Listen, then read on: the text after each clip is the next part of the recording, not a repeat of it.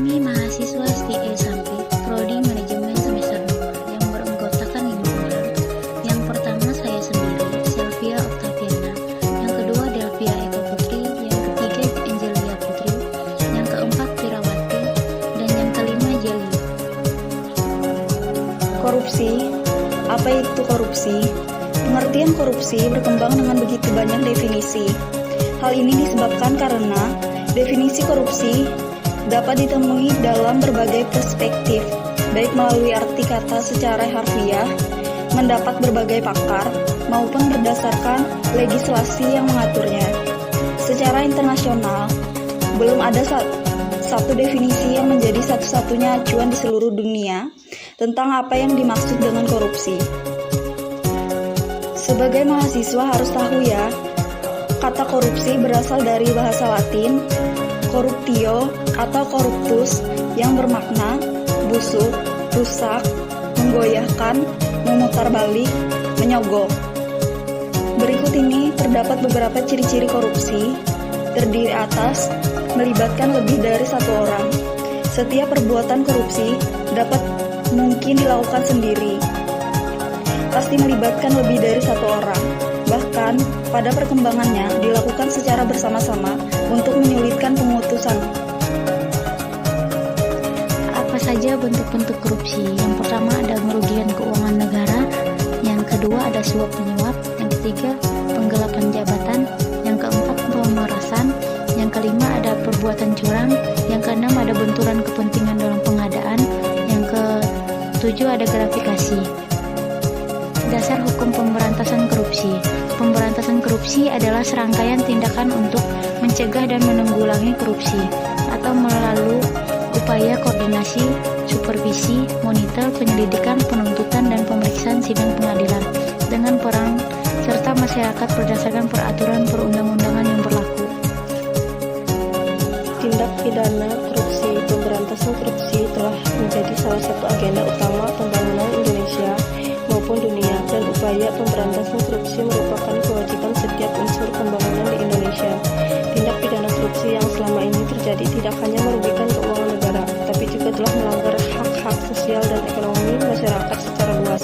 Maka, berhasil tindaknya pemberantasan korupsi akan menentukan juga berhasil tindaknya upaya penegasan kemiskinan, pembangunan berkelanjutan, penguatan sendi-sendi demokrasi, dan upaya mewujudkan masyarakat Indonesia yang adil dan makmur.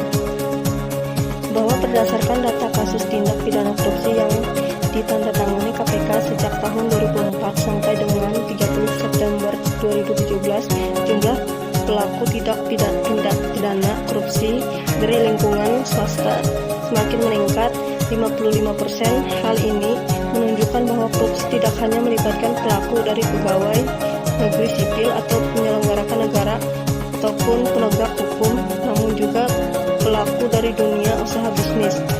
Undang-Undang Tindak Pidana Korupsi telah merumuskan bahwa kolerasi merupakan salah satu subjek hukum yang dapat dipertanggungjawabkan secara pidana. Dengan berlakunya Peraturan Mahkamah Agung Nomor 13 Tahun 2016 tentang tata cara penanganan perkara tindak pidana oleh korporasi diharapkan dapat memberikan pedoman yang lebih jelas bagi aparat penegak hukum dalam menangani perkara korupsi yang melibatkan korporasi. Lebih lanjut, pedoman teknis penanganan perkara tindak pidana korupsi oleh korporasi diperlukan untuk memudahkan aparat penegak hukum dalam melakukan langkah-langkah pembuktian, khususnya dalam tahap penyelidikan dan penyidikan. Oleh karena itu, pedoman teknis penanganan perkara korupsi oleh korporasi ini diharapkan dapat digunakan oleh penegak hukum sebagai pedoman praktis dalam penanganan perkara korupsi oleh korporasi. Namun demikian, tentunya dalam mengimplementasikannya, berbagai strategis dapat dikembangkan oleh aparat penegak hukum sesuai dengan tujuan pembuktian yang ingin dicapai sepanjang dilakukan sesuai hukum acara pidana yang berlaku. Pendidikan anti korupsi merupakan tindakan untuk mengendalikan dan mengurangi korupsi berupa keseluruhan upaya untuk mendorong generasi mendatang untuk mengembangkan sikap menolak secara tegas terhadap setiap bentuk korupsi. Contoh perbuatan anti korupsi yang mencerminkan nilai kejujuran adalah sebagai berikut. 1. Melakukan pekerjaan yang seharusnya tidak diselesaikan. 2. Tidak mencontek atau menyalin pekerjaan orang lain. 3. Tidak memanipulasi data dan fakta pada suatu pekerjaan. 4. Bersikap arif dan bijaksana dalam mengambil keputusan.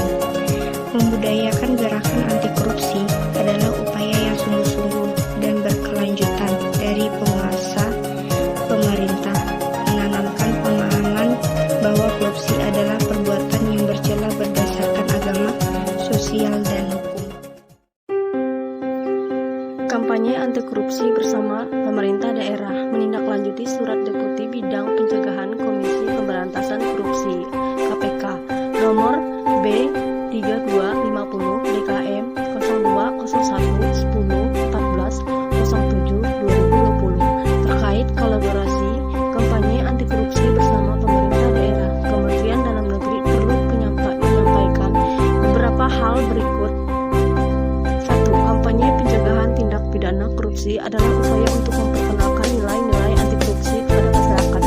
2. Kampanye perlu dilakukan mengingat pemberantasan korupsi di Indonesia tidak cukup hanya dengan melakukan tindakan represif, namun juga memerlukan tindakan preventif atau pencegahan, sehingga perlu kolaborasi pemerintah pusat dan daerah untuk mendorong serta seluruh masyarakat memahami nilai-nilai anti korupsi.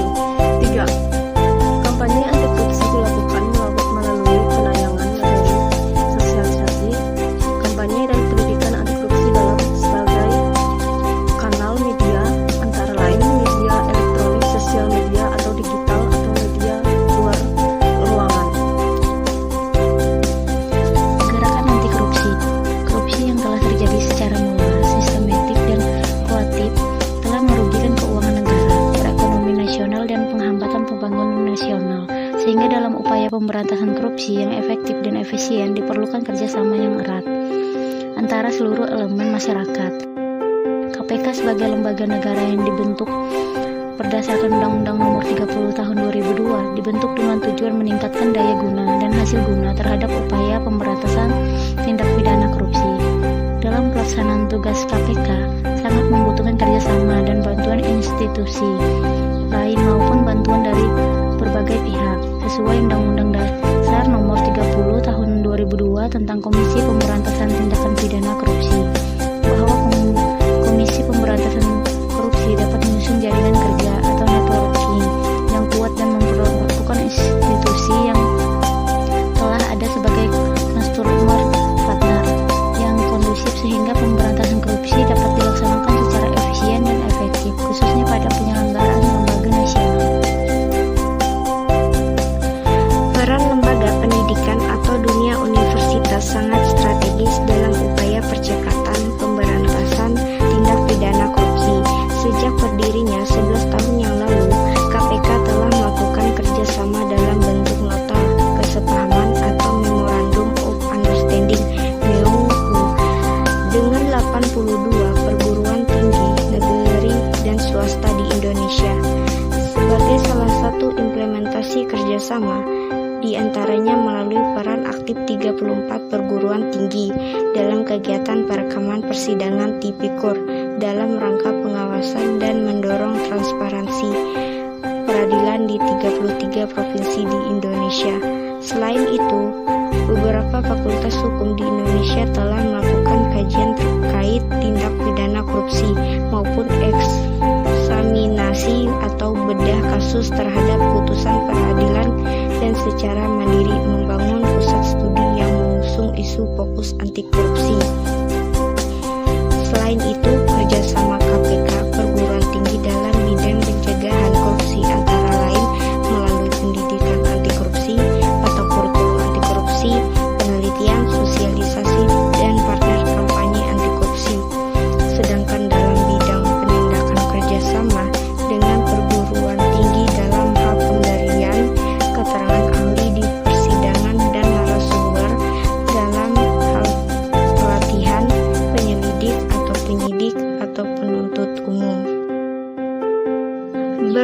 Kegiatan pencegahan korupsi juga secara aktif dilakukan oleh perguruan tinggi, misalnya kampanye, sosialisasi, pendidikan anti korupsi, dan kegiatan lainnya yang terus-menerus menginisiasi, mendorong, meningkatkan gerakan anti korupsi yang lebih masif. Perguruan tinggi sebagai mitra strategis dalam pemberantasan korupsi juga melaksanakan kegiatan mengkonsolidasikan berbagai pihak yang memiliki kepedulian yang sama untuk bersama memerangi korupsi. Pada tahun 2005, Badan Kerjasama PKS Fakultas Hukum Perguruan Tinggi Negeri se-Indonesia menyelenggarakan Anti-Corruption Summit ACS di Universitas Gadjah Mada yang didedikasikan sebagai sarana inisiasi peran kampus dalam agenda pemberantasan korupsi.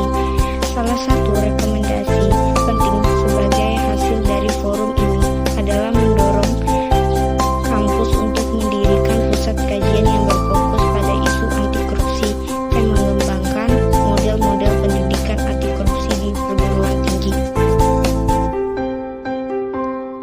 Dalam rentang waktu 2005 hingga sekarang, telah berdiri beberapa pusat kajian di berbagai universitas, baik di tingkatan universitas maupun fakultas hukum.